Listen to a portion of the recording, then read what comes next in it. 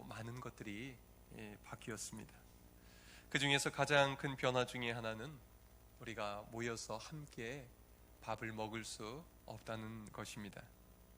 4일 전에 국무총리가 정규 예배 이외의 모든 모임과 행사, 식사 제공이 금지되고 출입 명부 관리도 의무화된다라고 발표했습니다.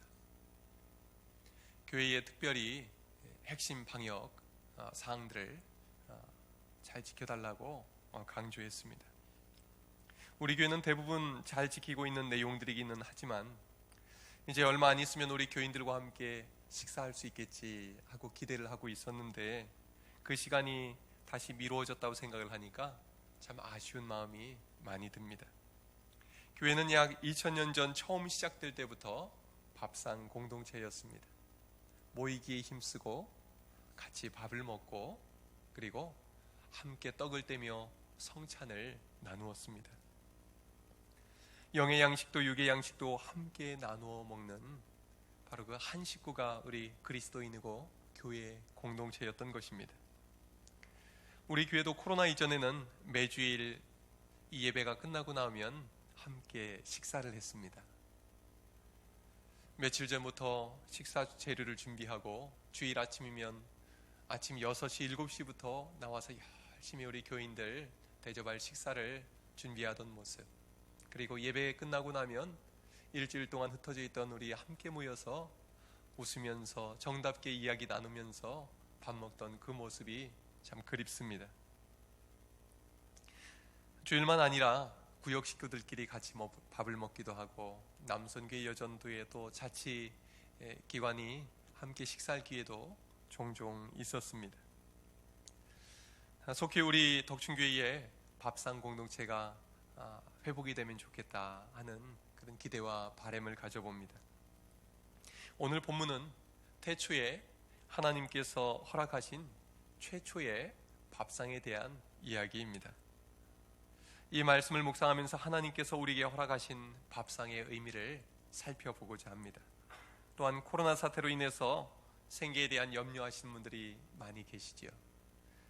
하나님이 태초에 차려주신 에덴의 밥상을 기억하면서 우리가 먹고 사는 문제에 대한 걱정과 염려를 이 시간 하나님께 다 내려놓고 맡기는 시간이 되시길 바랍니다. 첫 번째로 하나님께서 차려주신 에덴의 밥상은 어떤 밥상일까요? 함께 보겠습니다. 생명의 밥상. 7절 8절 함께 읽겠습니다. 여호와 하나님이 땅의 흙으로 사람을 지으시고 생기를 그 코에 불어넣으시니 사람이 생명이 되니라. 여호와 하나님이 동방의 에덴에 동산을 창설하시고 그 지으신 사람을 거기 두시니라. 태초에 하나님이 땅의 흙으로 사람을 지으셨습니다. 그리고 그 코에 생기를 불어넣어 주셨습니다. 그러자 사람이 생명이 되었습니다. 여기서 흙이라는 말은 더 정확히 말하면 히브리어에서 먼지 또는 티끌을 말합니다. 훅 불면 날아가 버리는 것이 먼지이고 티끌이지요. 바로 생기를 잃은 사람의 모습이 이와 같은 모습이라는 것입니다. 그러나 하나님은 보잘것없는 땅의 티끌, 먼지와 같은 것들을 모아서 사람을 지으시고 생기를 불어넣어 주셨습니다. 그러므로 우리는 하나님께서 존귀하게 지으신 하나님의 작품입니다. 흙 한 덩어리는 별 가치가 없습니다. 그런데요, 한 덩어리의 흙이 도의 명장의 손에 들어가면 어떻게 되겠습니까? 상상을 초월하는 고가의 명품으로 바뀌게 됩니다. 조선 후기에 만들어진 도자기 중에 백자대호라는 것이 있습니다. 높이가 한 45m 정도 되는 큰 자기인데요, 화면에 보여드리도록 하겠습니다. 하얀 자기인데 그냥 보기에는 별것 아닌 것 같아 보이지요. 자, 그런데 이 백자대호를 2015년에 홍콩 경매에 내놨습니다. 얼마에 팔렸을까요? 몇 백만 원이 아니고 몇 천만 원이 아니고 몇 억 원이 아니고 18억 원에 팔렸습니다. 저렇게 계속 보여주시죠. 그냥 보기에는 별거 아닌 것 같은데 참 고가에 팔리게 된 것입니다. 그런데요, 다음 도자기 보여드리겠습니다. 2018년에 또 다른 백자대오가 홍콩 경매에서 팔렸는데 얼마에 팔렸는지 아십니까? 이번에는 18억 원이 아니라 25억 원에 팔렸습니다. 그리고 또 다른 백자대오가 작년 2019년에 31억 원에 팔렸답니다. 흙 한 덩어리로 남겨져 있었다면 그냥 버려진 흙이었을 것입니다. 그런데요, 그 보잘것없어 보이는 흙이 도의 명인의 손에 들어가니까 이렇게 수십억 원에 달하는 최고의 명품이 된 것입니다. 명품은 함부로 취급하지 않습니다. 저 백자대오 중에 하나는 영국의 아주 유명한 박물관에 아주 귀하게 전시가 되어 있다고 합니다. 명품은 애지중지하며 소중하게 다루게 되지요. 우리 사람도 마찬가지입니다. 하나님은 땅에 티끌에 불과했던 것을 하나님의 형상으로 지으시고 생기를 불어넣으셨습니다. 그리고 사람을 생명이 되게 하셨습니다. 하나님은 사람을 지으신 뒤에 이제부터는 너희가 알아서 살아가라 하고 내버려 두지 않으셨습니다. 창세기 1장에서 창조의 순서를 보면 하나님은 사람이 살아갈 최적의 환경을 만드신 후에 사람을 창조하셨음을 알 수 있습니다. 하나님은 제일 먼저 혼돈과 공허와 흑암 가운데에서 생명의 근원인 빛을 창조하셨습니다. 그리고 물로 가득 덮여있던 그 땅을 드러나게 하시고 마른 땅, 즉 묻이 되게 하셨습니다. 그 다음에 그 땅에서 풀과 씨 맺는 채소와 각기 종류대로 씨 가진 열매 맺는 나무가 자라게 하셨습니다. 또 바다에는 바다 생물이 가득하게 하셨고 하늘에 날짐승들이 가득하게 하셨고 또 땅 위에 온갖 동물과 또 기는 것들 그리고 가축들로 가득 채워주셨습니다. 이렇게 살아갈 수 있는 만반의 준비를 다 갖추신 이후에 하나님은 사람을 지으셨습니다. 그리고 창세기 1장 29절에서 이렇게 말씀하십니다. 내가 온 지면에 씨 맺는 모든 채소와 씨 가진 열매 맺는 모든 나무를 너희에게 주노니 너희의 먹을거리가 되리라. 하나님께서 온 지면의 모든 채소와 모든 열매를 아담과 하와에게 먹을거리로 주셨습니다. 한마디로 에덴 동산 전체가 아담에게 차려주신 생명의 밥상이었던 것입니다. 식물 전문가들에 의하면 이 지구상에 있는 식물은 약 40만 종 정도 된다고 합니다. 그런데 그 중에서 식용으로 쓸 수 있는 것이 7만 5천 가지라고 합니다. 여러분들은 그 중에 몇 가지나 드셔보셨을까요? 인류 역사상 식물로 이용했던 것들은 3천 종에 해당한다고 합니다. 그 중에서 대규모로 재배해서 먹고 있는 것은 150종에 불과하다고 합니다. 우리가 먹고 있는 것 따져보면 150가지 안에 다 들어가지 않겠어요? 아니 150가지도 다 먹지는 못하고 우리가 살 것입니다. 우리가 몰라서 그렇지 하나님은 이 세상에 먹을거리를 무궁무진하게 준비해 주신 것입니다. 동의보감이라는 책도 보면 약이 없어서 죽어가는 이 불쌍한 백성들을 위해서 허준이라는 분이 들에 있는 모든 풀들, 잡초들이 다 약이라는 거 아닙니까? 하나님께서는 우리에게 먹을 것, 또 약으로 쓸 것들을 가득 채워놓으신 것입니다. 태초에 하나님은 에덴 동산 전체에 생명의 밥상을 차려주셨습니다. 그 밥상은 우리 사람들만을 위해서 주신 것은 아닙니다. 창세기 1장 30절에서 땅의 모든 짐승과 하늘의 모든 새와 생명이 있어 땅에 기는 모든 것들에게는 내가 모든 푸른 풀을 먹을거리로 주노라 말씀하셨습니다. 하나님께서 생명을 주신 모든 것들을 위해서 하나님께서 먹을 것을 공급해 주신다는 것입니다. 하나님은 생명 주신 모든 것을 먹여주시는 먹여 살리시는 하나님이십니다. 여러분, 옛말에 사람은 누구나 자기 먹을 것은 가지고 태어난다 라는 말이 있지요. 더 정확히 말하면 하나님께서 생명 주신 모든 것을 하나님이 먹여주신다는 의미입니다. 여러분, 요즘 코로나로 인해서 먹고 사는 문제로 염려하시는 분들 계시지 않습니까?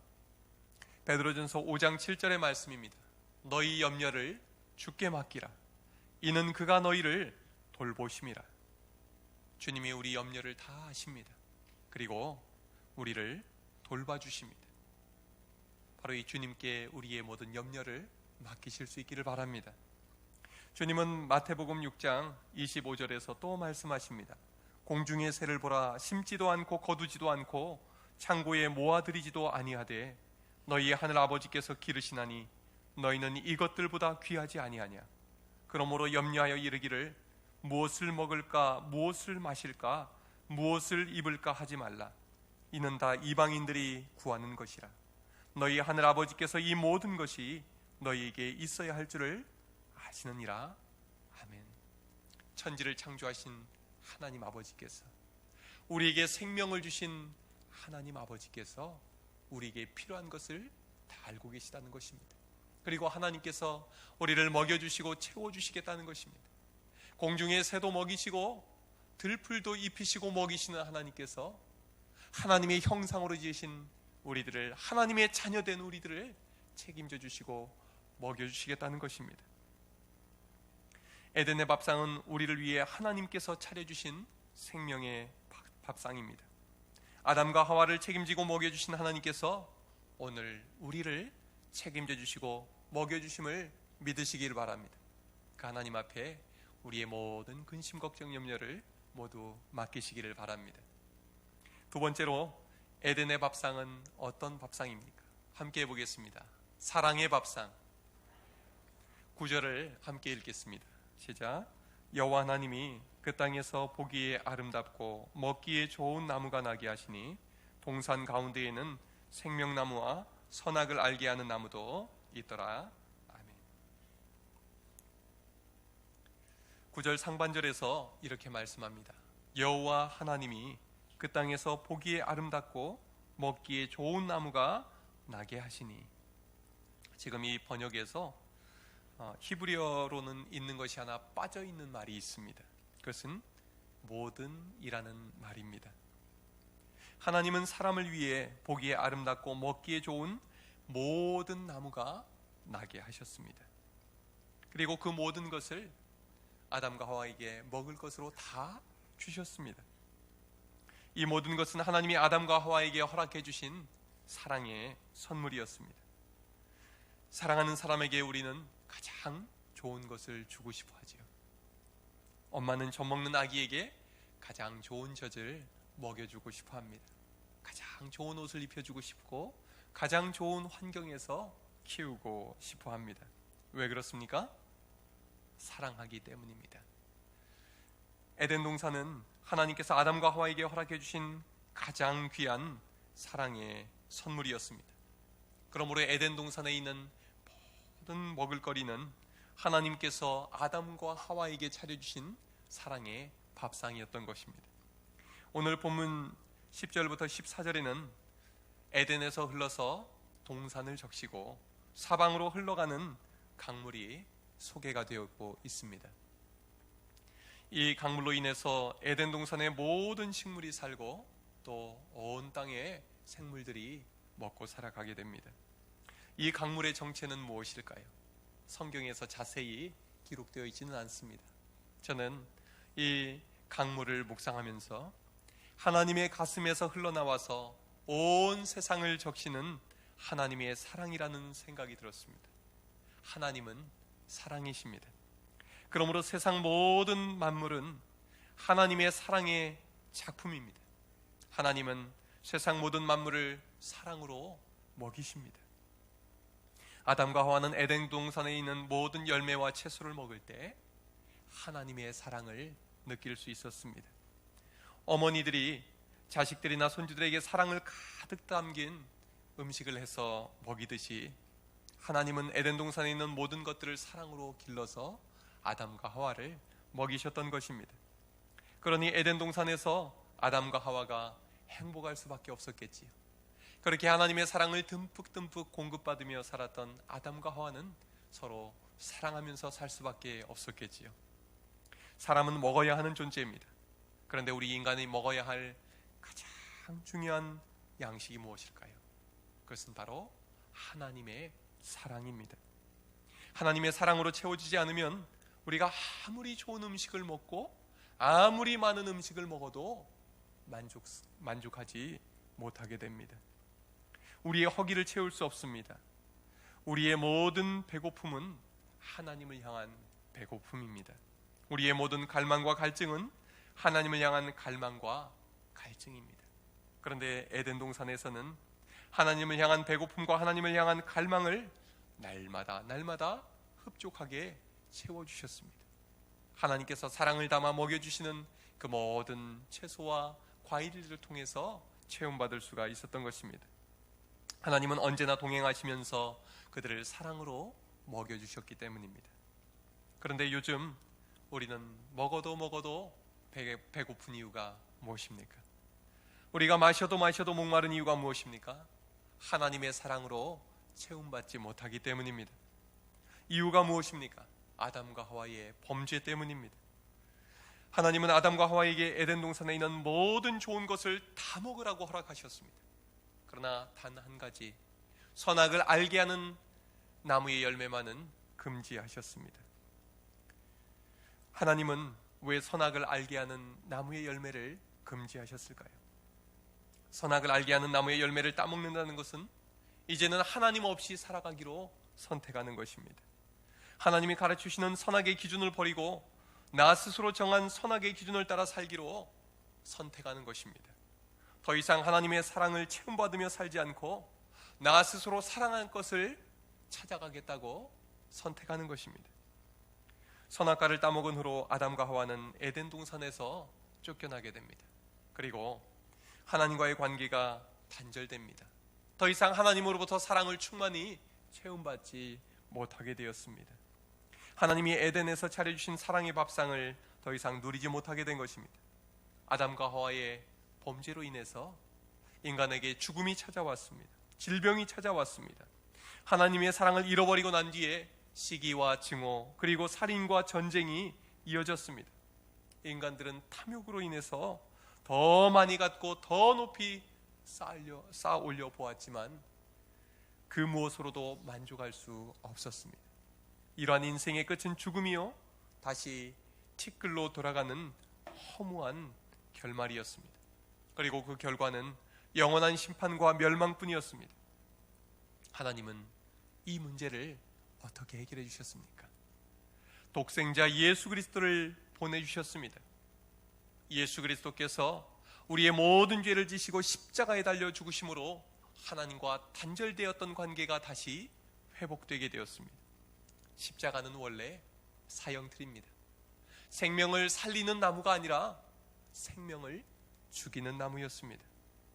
그러나 예수님께서 우리 죄를 대신 지시고 십자가에 달려 죽으신 후에 십자가는 생명나무가 되었습니다. 예수 그리스도의 십자가를 통해서 단절되었던 하나님과의 관계가 회복되게 되었습니다. 그리고 예수 그리스도의 십자가를 통해서 하나님의 사랑이 우리에게 다시 흘러오게 되었습니다. 예수 그리스도의 사랑으로 인해서 우리는 아담과 하와의 범죄로 인해서 접근이 금지된 생명나무에 다시 나가게 되었습니다. 요한계시록 22장 14절 말씀에서 예수 그리스도의 보혈에 자기 두루마리를 빠는 자들은 생명나무에 나아가며 문들을 통하여 성에 들어갈 권세를 받게 된다고 말씀합니다. 예수 그리스도의 보혈을 힘입어 영적인 싸움에서 이기는 그에게는 하나님의 낙원에 있는 생명나무의 열매를 주어 먹게 해주시겠다고 약속하셨습니다. 더 놀라운 사실은 예수님이 성만찬을 통해서 우리가 잃어버린 에덴의 밥상을 회복시켜 주셨다는 점입니다. 요즘은 우리가 코로나 때문에 이 성만찬을 실시하지 못하고 있는데요. 성만찬의 의미가 무엇입니까? 예수님께서 십자가에 달려 죽으시기 전날 밤에 제자들에게 빵과 포도주를 나눠주시면서 자신의 살과 피라고 말씀하셨습니다.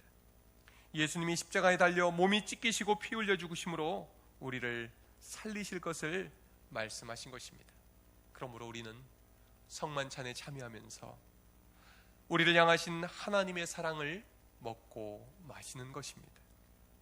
또 주님은 마태복음 4장 4절에서 이렇게 말씀하셨습니다. 사람이 떡으로만 살 것이 아니요 하나님의 입으로부터 나오는 모든 말씀으로 살 것이라. 우리는 하나님의 말씀을 통해 하나님의 사랑을 공급받게 됩니다. 하나님은 매일매일 말씀을 통해서 우리에게 사랑의 밥상을 공급해 주시기를 원하십니다. 우리의 몸이 밥을 먹어야만 살듯이 우리의 영혼은 하나님의 말씀을 먹어야만 살 수 있기 때문입니다.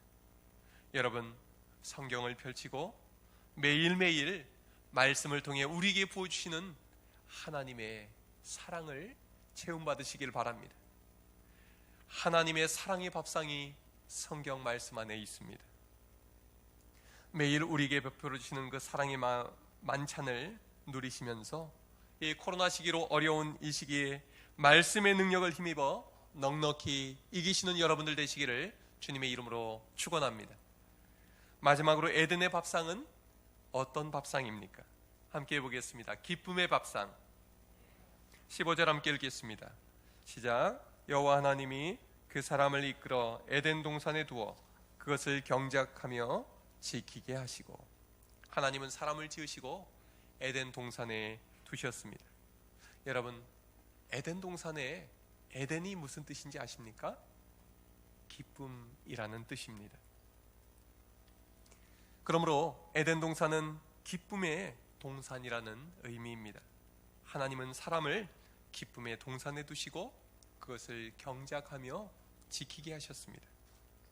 우리는 종종 에덴 동산이 아무 일도 안 하고 마냥 놀고 먹는 곳이라고 생각하기가 쉽습니다. 그런데 아담과 하와가 죄를 짓기 이전에 그들도 하나님께서 맡겨주신 이 땅을 경작하며 지켜나갔던 것입니다. 죄를 지은 대가로 인해서 우리는 일하게 되었고 땀을 흘리게 된 것이 아닙니다. 하나님께서 맡겨주신 그 땅을 아름답게 가꾸어 가면서 그 노동의 기쁨을 누리던 곳이 에덴 동산이었습니다. 에덴 동산에서의 노동은 고통스러운 노동이 아니었습니다. 헛수고가 아니었습니다. 하나님께서 에덴 동산에 복을 주셨고 아담과 하와의 수고에 복을 주셨습니다. 그래서 일할 때에도 기쁨이 있고 또 수확할 때에도 기쁨이 있고 수확한 것으로 먹을 때에도 기쁨을 얻게 하셨습니다. 그러므로 이 에덴 동산은 일하는 것도 즐겁고 먹는 것도 즐겁고 날마다 기쁨의 밥상을 대하던 곳입니다. 그러나 아담과 하와가 선악과를 따먹은 후에 땅은 저주를 받습니다. 땅은 좋은 것을 내는 대신에 가시덤불과 엉겅퀴를 내게 되었습니다. 우리 교인들 중에도 텃밭 일구시는 분들이 여러분들 계시지요. 농사를 지어보신 분들은 아시지만 땅은요 가만히 내버려두면 어떻습니까?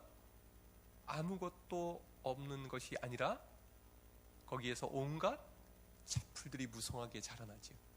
땅은요 내버려두면 온갖 잡초들로 가득 차게 됩니다. 그런데 우리에게 필요한 채소나 과일은 어떻습니까? 매일매일 돌봐줘야만 자라납니다. 그리고 좋은 열매를 맺습니다. 땅이 저주를 받은 이후에 땅에서는 온갖 가시덤불과 엉겅퀴와 같은 것들이 자라나게 되었습니다. 그래서 아담과 하와의 범죄 이후에 땀과 노동의 고통이 뒤따르게 된 것입니다. 여자는 해산의 고통을 겪게 되었고 남자는 흙으로 돌아갈 때까지 평생 땀 흘려서 땅을 일구는 고통을 겪게 된 것입니다. 하나님께서 허락하신 기쁨의 밥상이 인간의 범죄로 인해서 수고의 밥상, 고통의 밥상이 된 것입니다. 그러나 하나님은 우리가 다시 기쁨의 밥상을 회복하기를 원하셨습니다. 예수 그리스도를 통해서 우리가 하나님과의 관계를 회복하고 난 뒤에 우리의 모든 밥상은 다시 기쁨의 밥상, 생명의 밥상, 사랑의 밥상, 에덴의 밥상이 된 것입니다. 어떻게 그것이 가능합니까? 디모데전서 4장 3절부터 5절의 말씀을 읽어드리겠습니다. 음식물은 하나님이 지으신 바니 믿는 자들과 진리를 아는 자들이 감사함으로 받을 것이니라. 하나님께서 지으신 모든 것이 선함에 감사함으로 받으면 버릴 것이 없나니 하나님의 말씀과 기도로 거룩하여 지민이라. 우리는 식사하기 전에 먼저 감사 기도를 드리지요. 하나님이 모든 음식을 주신 것 감사합니다. 저에게 주신 이 모든 것이 하나님이 주신 선한 것임을 믿고 감사합니다. 이 음식 먹고 건강해질 줄로 믿습니다. 하나님, 지금도 이 지구상에는 굶어 죽는 사람들이 너무나 많은데, 영양 부족인 사람들이 너무나 많은데, 대한민국에서 태어나 하루 세 끼 잘 먹을 수 있게 해주신 것 감사합니다. 우리가 감사하며 기도를 드리고 식사를 할 때 우리의 밥상은 기쁨의 밥상이 되는 것입니다. 그 밥상은 바로 하나님이 공급해 주시는 사랑을 공급받는 밥상이 되는 것입니다. 그 밥상이 우리의 생명을 살리는 생명의 밥상이 되는 것이지요. 고린도전서 10장 30절부터 31절에도 먹든지 마시든지 무엇을 하든지 감사함으로 참여하며 다 하나님의 영광을 위하여 하라 말씀합니다. 놀라운 말씀입니다. 우리가 먹든지 마시든지 감사함으로 행하면 하나님이 영광 받으신다는 것입니다. 우리가 지금 예배 드릴 때 하나님 영광 받으시잖아요. 그런데요, 우리가 밥을 먹으면서도 하나님께 감사함으로 먹으면 하나님이 동일하게 영광 받으신다는 것입니다. 그러므로 감사함으로 행하는 식사는 하나님께 드리는 우리의 삶의 예배인 줄로 믿으시기 바랍니다. 앞으로 식사를 하시면서 감사합니다, 감사합니다, 하나님 감사합니다 고백하며 먹을 때 우리의 밥상은 기쁨의 밥상이 되는 줄로 믿습니다. 하나님은 그곳에 기쁨을 더하여 주십니다. 또한 에베소서 4장 28절에서는 빈궁한 자에게 구제할 것이 있기 위하여 제 손으로 수고하여 선한 일을 하라 말씀합니다. 기쁨의 밥상은 나에게만 회복될 것이 아니라 우리가 함께 나누어야 할 밥상이라는 것입니다. 우리가 열심히 일해서 좀 더 여유로운 삶을 살아야 하는 이유가 무엇입니까? 나 혼자만 잘 먹고 잘 살기 위함이 아닙니다. 우리 주위에 있는 돌봐야 할 어려운 이웃들이 있기 때문입니다. 구약이나 신약이나 이웃들을 돌볼 것을 말씀합니다. 하나님이 그들을 긍휼히 여기시기 때문입니다. 잠언 19장 17절 말씀입니다. 가난한 자를 불쌍히 여기는 것은 여호와께 구워드리는 것이니 그의 선행을 그에게 갚아주시리라. 여러분, 어려운 이웃을 돌보는 것이 하나님께 구워드리는 일이라는 것입니다. 여러분, 은행은 어떤 은행이 좋은 은행입니까? 저축했을 때 이자가 많은 것이지요. 여러분, 이 세상에서 가장 이자가 센 곳이 어딘 줄 아십니까? 하나님께 구워드리는 것입니다. 어렵고 가난한 이들을 돌보고 돕고 나누어 줄 때 하나님께 구워드린 것을 원금보다 더 배나 갚아주신 줄로 믿으시기를 바랍니다.